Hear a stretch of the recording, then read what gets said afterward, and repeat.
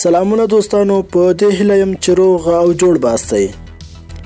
د جاوید احمدي زوی ناروغ دی او دا مهال په روغتون کې تر عملیات لاندې دی. جاوید احمدي له ولسه دعا غوښتې ترڅو خدای پاک د هغه زوی ته بیړنۍ شفا ورکړي. جاوید احمدي په خپل فیسبوک باندې لیکلي: زما د لوی هستۍ یعنی زوی می اوس عملیات خونه کې دی. متعال رب دې عملیات په خیر تر سره کړي ترڅو عمر می روغ رمټ شي او ګډ خوشاله ژوند وکړو. له درنو ملګرو هیله لرم چې زوی می دعاګانو کې هیر نکړي. له رب تعالی ورته بیړنۍ شفا وغواړي. مننه.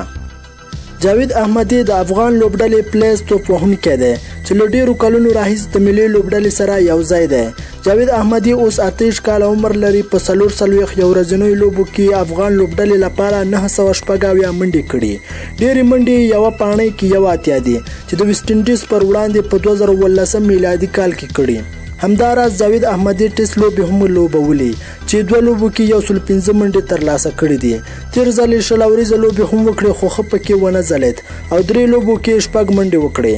جاوید احمدي په ښي لاس ورو توپ اچونه هم کوي چې تر اوسه په یو ورځنیو لوبو کې 9 لوبغاړي سوځولي دي.